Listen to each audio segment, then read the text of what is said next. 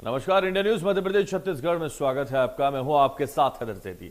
अपनी इस खास पेशकश में आज हम आपको एक बहुत ही गंभीर विषय पर चर्चा करने जा रहे हैं। स्मार्टफोन हम सबकी जिंदगी का एक अहम हिस्सा बन गया है। बिना मोबाइल और इंटरनेट के लगता है कि दुनिया मानो ठहर सी गई हो। लिहाजा हम सब मोबाइल के एडिक्शन का शिकार होते चले जा रहे हैं। लेकिन क्या आप जानते हैं कि ये मोबाइल की लत बहुत ही घातक हो सकती है और कई बार तो ये लत जानलेवा तक साबित हो जाती है। स्मार्टफोन की लत को दरअसल नेमोफोबिया कहा जाता है। नेमोफोबिया के शिकार व्यक्ति फोन से दूर रहते ही बेचैन हो जाता है। वो बार बार फोन चेक करता रहता है। दुनिया भर में हुए एक सर्वे के अनुसार 84% उपभोक्ताओं ने स्वीकार किया कि वो बिना फोन के थोड़ी देर भी नहीं रह सकते। कई बार पाया गया कि नेमोफोबिया से शिकार व्यक्ति हिंसात्मक हो जाता है। ताजा मामला मध्य प्रदेश के इंदौर का है, वो भी एक नहीं दो। एक परिवार में पिता ने अपनी बेटी को मोबाइल फोन चलाने के लिए मना करते हुए उससे मोबाइल फोन छीन लिया तो 19 वर्षीय बेटी ने फांसी लगाकर मौत को गले लगा लिया। वहीं दूसरा मामले में परिजनों ने डांट कर मोबाइल छीना तो 17 साल की लड़की ने भी फांसी लगा ली। हालांकि उसकी जान बची है, लेकिन हालत गंभीर बनी हुई है। 4-5 दिन पहले ही लखनऊ की एक घटना भी अपने आप आपने जरूर सुनी होगी, जहां पबजी ना खेलने देने पर नाबालिग बेटे ने अपनी मां को ही मौत के घाट उतार दिया। सवाल यह है कि लत जब इतनी घातक है तो इससे दूर कैसे रहा जाए, कैसे इससे छुटकारा मिले। तो आज इन्हीं सवालों के तमाम जवाब तलाशने की कोशिश हम करेंगे। हमारे साथ मेहमानों का खास पैनल भी जुड़ेगा और इस पर हम चर्चा करेंगे और समझने की कोशिश करेंगे आखिर मोबाइल की इस लत से कैसे दूर होकर हम अपने आप को बचा सकते हैं या अपने बच्चों को बचा सकते हैं। ये बालिका सहारा परवीन उर्फ नवीला है। पिता का नाम मोहम्मद रिजवान है। ये डी सेक्टर की है और ये कल शाम की घटना है। 10 तारीख की रात के शाम में 7-7:30 बजे की बात है। उसके पिता के कहानुसार उनका कहना था कि हम मोबाइल बार बार देखती थी। उम्र 19 साल हो गई थी। उसको बोलते थे कि शादी करना है, पढ़ लिख जा, मोबाइल कम देखा कर। इसी बात से उसको गुस्सा आने की बात पर से उसने फांसी लगना बता रहे हैं। तो उसके बाद से उसको इलाज हेतु फिर अस्पताल ले गए थे और वहाँ से डॉक्टरों ने मृत घोषित कर दिया था। हमारे थाना चंदन नगर पर मर्ग कायम हुआ है, अभी जांच में है और पीएम होना बाकी है। पीएम के बाद में और परिजन के सही कथन लेने के बाद भी मृत्यु की सही जानकारी हम दे पाएंगे। तो कैसे मोबाइल की लत से छुटकारा मिलेगा, इन्हीं सब सवालों के बीच में आज हम चर्चा करेंगे। मोबाइल की जानलेवा लत लोगों के लिए बेहद घातक होती जा रही है। लखनऊ में जिस तरह से घटना सामने आई, बेटे को पबजी ना खेलने देने पर गोली मार दी गई मां को और ये कहीं ना कहीं मां की जान ले ली गई। तो ऐसी घटनाएं सामने आती हैं। आज इसी पर चर्चा करेंगे। खास मेहमान हमारे साथ जुड़ेंगे। तो हमारे साथ खास मेहमान जुड़ रहे हैं। सबसे पहले मेहमानों का खास परिचय करा देते हैं। हमारी खास पेशकश में मोनाली गुहा हमारे साथ जुड़ रही हैं, साइबर एक्सपर्ट्स हैं, हमारे साथ जुड़ रहे हैं। बहुत स्वागत है आपका।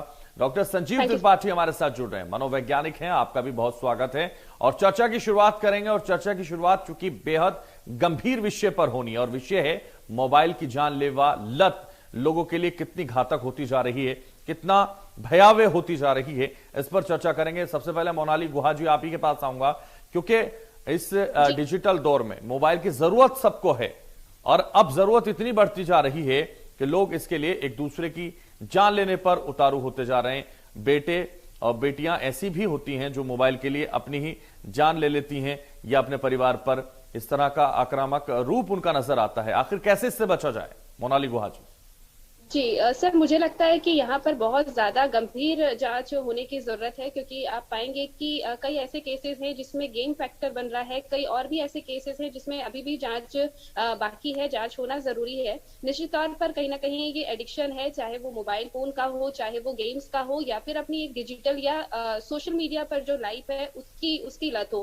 जाहिर तौर पर यहाँ पर कई ऐसे कारण और भी हो सकते हैं जिनकी वजह से आत्महत्या या हत्या की गई हो, लेकिन मैं यहाँ पर सरकार और पुलिस का ध्यान इस ओर जरूर आकर्षित करना चाहूंगी कि पहले भी कुछ ऐसे केसेस देखे गए हैं जिसमें कि ब्लू व्हेल जैसे गेम्स के कारण लोगों को उकसाया जा रहा था, बच्चों को उकसाया जा रहा था आत्महत्या करने के लिए, टारगेट्स पूरा करने के लिए, तो संभव है कि अभी जो भी गेम्स चल रहे हो उसमें भी इसी तरह की या तो कोई प्रोग्रामिंग की गई हो जो कि साइकोलॉजिकली बच्चों को, लोगों को इम्पैक्ट कर रही हो, या उन गेम्स में कुछ ऐसे एंटी सोशल एलिमेंट्स एक्टिव हों जो कि कहीं ना कहीं लोगों को किसी न किसी, हो सकता है लालच की वजह से, डर की वजह से इस तरह का काम करने के लिए उकसा रहे हो। तो ये गंभीर जांच का विषय है। रही बात एडिक्शन की, तो मैं यहाँ पर ये जरूर कहना चाहूंगी कि कहीं ना कहीं हमारा ब्रेन पॉजिटिवली या नेगेटिवली चीजें सीखता जरूर है। हमें इस बात का अंदाजा नहीं होता कि किस एक्टिविटी से हमने क्या सीखा है, लेकिन बैकग्राउंड में माइंड कुछ ना कुछ चीजें सीख रहा होता है। तो यहाँ पर जरूरत इस बात की भी है कि जिनके घर में हत्याएं हुई हैं या जिन्होंने सुसाइड किया है, उस पर जांच के और भी बहुत सारे एंगल्स हो सकता है कि व्यक्ति पहले से डिप्रेशन में हो, या वो किसी पर्टिकुलर विशेष व्यक्ति के साथ में कहीं ना कहीं एंगेज हो, किसी भी रिलेशन में वो हो सकते हैं। हो सकता है कि कोई झगड़ा चल रहा हो या कोई उन्हें डरा धमका रहा हो, कोई अपराधी इसमें शामिल हो। तो मुझे लगता है कि यहाँ पर इनके कम्युनिकेशन की भी जांच होनी चाहिए, इनके मोबाइल फोन की भी प्रॉपर फॉरेंसिक जांच होनी चाहिए और तथ्य सामने आने चाहिए, क्योंकि केवल हम डिस्कशन मात्र से या किसी कंक्लूजन पर या किसी फ्रूटफुल रिजल्ट पर नहीं पहुंच सकते। और यहाँ पर जरूरी बात यह है कि भारत में करोड़ों ऐसे यूजर्स हैं जो इस तरह के गेम्स खेलते हैं। यदि इनिशियल तौर पर ही बहुत अच्छे से इनमें जांच की जाए और पता लगाया जाए कि कारण क्या है, क्या कुछ ऐसी कॉमन चीजें हैं जो इन केसेस में कॉमन है, और यदि वो गेम्स से जुड़ी हुई हैं तो जरूरत है कि सरकार इस पर स्ट्रिक्ट एक्शन ले। एक और बात मैं यहाँ पर कहना चाहूंगी कि आजकल बहुत से ऐसे गेम्स हैं जहाँ पर गेम्स के नाम पर सट्टेबाजी होती है जी। हमें पता नहीं होता कि कौन से फैमिली मेंबर्स हैं जो पैसे लगाकर गेम खेल रहे हैं, कौन से ऐसे फैमिली मेंबर्स हैं जो केवल पैसे लगाकर ही अपनी कमाई कर रहे हैं और उन्होंने उसे ही अपना एक प्रोफेशन बना लिया है।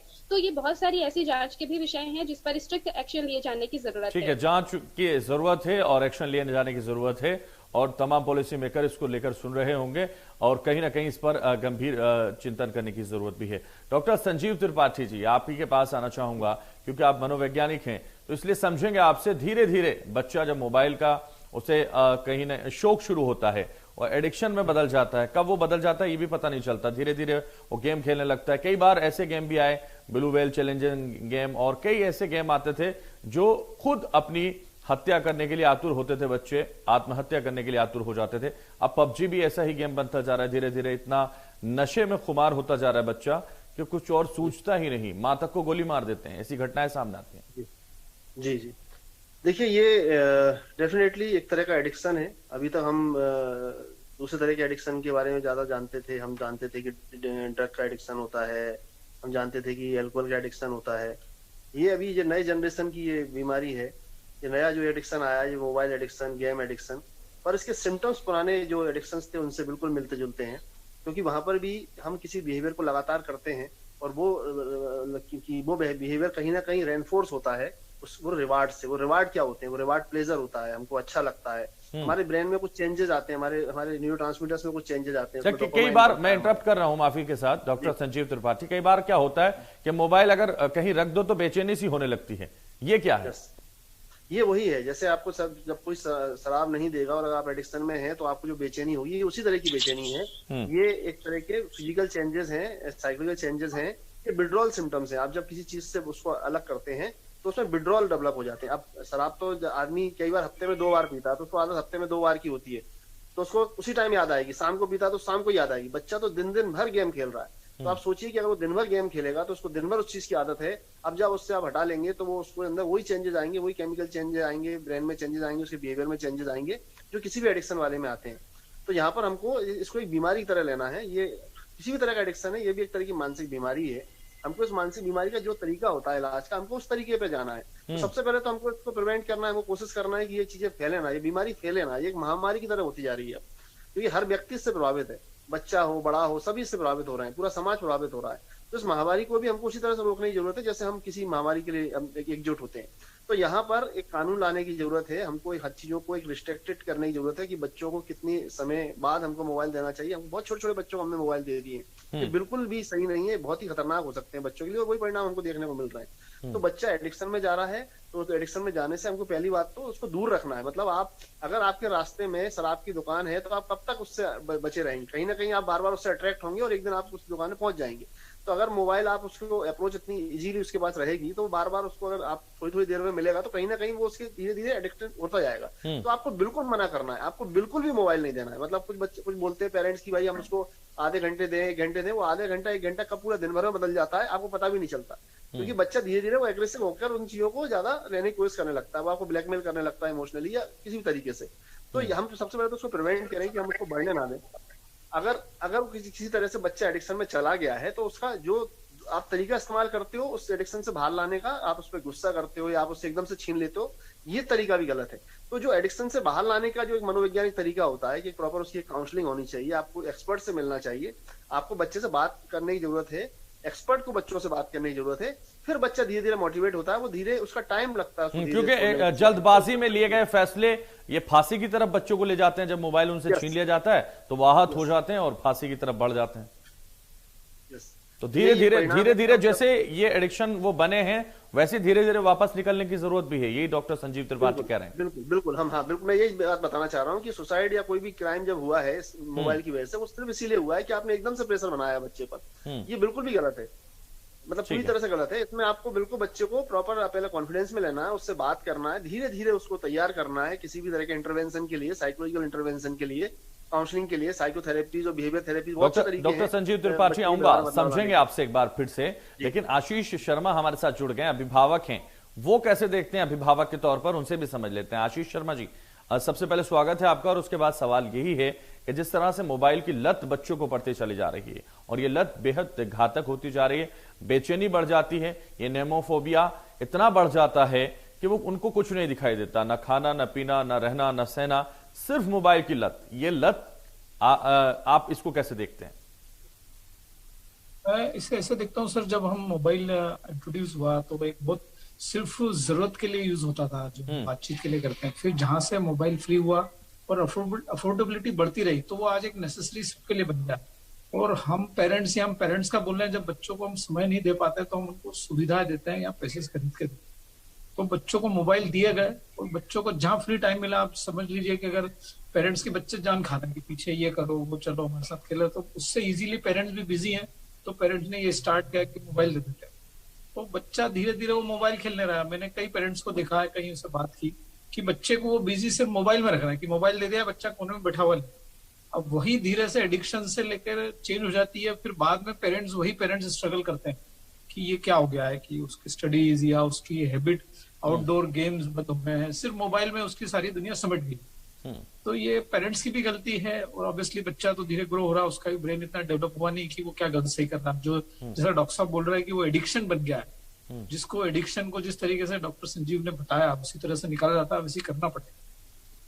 हमने उसको अपनी सुविधा के लिए बच्चे को मोबाइल दिया कि बच्चा हमको डिस्टर्ब नहीं करे, और बच्चे ने एडिक्शन बना के उसमें पूरी दुनिया में सही गलत चीजें, चाहे गेम हो या क्राइम देखा होगा, जो सोसाइटी के लिए और खुद के लिए डेंजरस है, वो बच्चे उससे कर रहे हैं। बिल्कुल डेंजरस है, बहुत ज्यादा खतरनाक है ये। और मोनाली गुहा जी, चूंकि साइबर एक्सपर्ट हैं आप, कई बार होता क्या है, बच्चे जब मोबाइल चलाते हैं तो वो ऐसे ट्रैप में, ऐसे साइबर क्राइम में फंस जाते हैं कि वो अपने आप को निकाल ही नहीं पाते, और कई लोग तो उसकी वजह से भी आत्महत्या कर लेते हैं। करेक्ट, साइबर क्राइम से करेक्ट। जी बिल्कुल, देखिए यहाँ पर ये बात भी निश्चित तौर पर बिल्कुल सही है। न सिर्फ बच्चे बल्कि युवाओं में भी ये चीजें हम देखते हैं। अभी सबको पता है कि वीडियो कॉल स्कैम बहुत ज्यादा चल रहा है, लेकिन तब भी लोग इस तरह के अपराधों के चंगुल में फंस जाते हैं और बड़े भी परेशान होते हैं कि अब क्या किया जाए।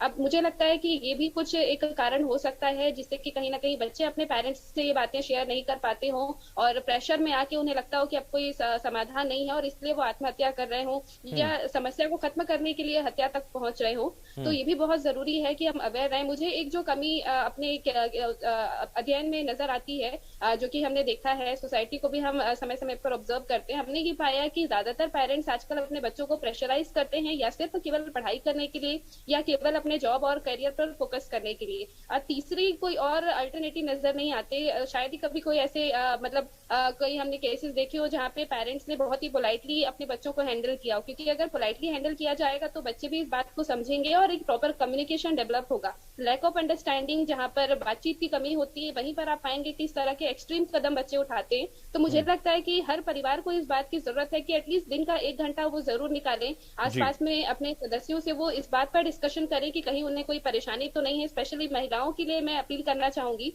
कि बहुत से ऐसे साइबर अपराध हैं जो महिलाओं के साथ होते हैं, लेकिन महिलाएं इतनी कंफर्टेबल नहीं होती कि वो उन चीजों को शेयर कर पाए। इवन अपने हस्बैंड के साथ में, अपने पेरेंट्स के साथ में भी वो शेयर नहीं कर पाती, और इसी वजह से कहीं ना कहीं वो जब बाहर वालों के प्रेशर में आते हैं तो एक्सट्रीम कदम उठाते हैं। तो जरूरत यहाँ पर इस बात की भी है कि फैमिली अंडरस्टैंडिंग हो, व्यक्ति अपने आप में, बच्चा अपने आप में इतना खुद को फ्री फील करे कि वो अपने घर पर समस्याओं को डिस्कस कर पाए। यदि उसे लगता है कि उसे किसी चीज का एडिक्शन है, या पेरेंट्स अगर समझ जाते हैं, तो जरूरत इस बात की है कि बच्चे का अल्टरनेटिव इंटरेस्ट देखें कि क्या उसको फुटबॉल पसंद है, क्या कोई और गेम पसंद है।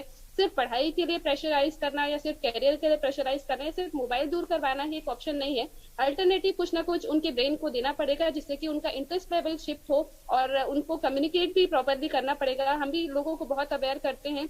जरूरत है कि परिवार में पेरेंट्स और बच्चे दोनों अपनी जिम्मेदारी को समझें, प्रॉपरली डिस्कशन करें और एक्सट्रीम सिचुएशंस पर जाने से बचें। स्पेशली युवाओं से मेरी अपील है कि जब आप देख रहे हैं कि बार बार गेम्स के कारण ही इस तरह के केसेस आ रहे हैं, तो सतर्क होने की जरूरत है। वो खुद को एनालिसिस करें कि क्या वो भी एडिक्टेड है, क्या वो भी केवल खाली समय मिलने पर केवल पबजी या इसी तरह के किसी गेम की लत पर है, क्या उन्हें भी किसी तरह के पैसे लगाकर सट्टेबाजी के इसी तरह के किसी गेम्स की लत है। तो उन्हें सबसे ज्यादा सतर्क होने की जरूरत है। और यदि पेरेंट्स अपने बच्चों में ये बात एनालिसिस कर चुके हैं, तो उनसे मेरी ये स्पेशल रिक्वेस्ट है कि बहुत ज्यादा एक्सट्रीम बिहेवियर में ना आए, उन्हें डांटने डपटने से बचे, उन्हें अकेला छोड़ने से बचे। थोड़ा समय उनके साथ में आप व्यतीत करें। उनके इंटरेस्ट को आपसे बेहतर कोई नहीं जान पाएगा कि आपके बच्चे को क्या पसंद है, तो उनके लिए जो अल्टरनेटिव हो सकते हैं वो आप उन्हें प्रोवाइड करवाएं और बातचीत करने की कोशिश करें। चीजों का आप उन्हें इस वे में प्रेजेंट ना करें कि ये चीज उनके लिए एकदम गलत है, क्योंकि ब्रेन कहीं ना कहीं अपोज जरूर करता है। यदि आप उन्हें रोकने की कोशिश करेंगे, उन्हें धीरे धीरे से समझाने की कोशिश करो। और स्पेशली अगेन मेरी गवर्नमेंट से यही रिक्वेस्ट है कि अगर एक दो केसेस भी ऐसे देखने के लिए मिले हैं जहां पर आत्महत्या या हत्या तक कोई जा रहा है, तो ये छोटी मोटी बात नहीं है, बहुत गहन जांच की जरूरत है। अगर एक्सपर्ट्स की उसमें मदद की जरूरत हो तो हम निश्चित तौर पर हाजिर हैं। पुलिस से भी मेरी रिक्वेस्ट है कि इन केसेस की प्रॉपरली जांच हो और इनके पीछे की भी बहुत सारे एंगल्स की जांच होनी चाहिए। कई बार हमें लगता है कि व्यक्ति हो सकता है कि इंडिविजुअली ही परेशान हो, लेकिन ये भी संभव है कि कुछ नेगेटिव एलिमेंट उसे परेशान कर रहे हो, बैकग्राउंड से जो चीजें अपने पेरेंट्स के साथ, अपने दोस्तों के साथ शेयर ना कर पा रहे हो, उस चीज की शिकायत ना कर पा रहे हो। तो इन तमाम मुद्दों पर भी बहुत गहन हद तक जांच होने की बहुत ज्यादा जरूरत है, और स्पेशली इनके रिजल्ट्स पब्लिक के सामने जरूर आए, ताकि बाकी के पेरेंट्स भी इन चीजों को समझें, बच्चे भी इन चीजों को समझें।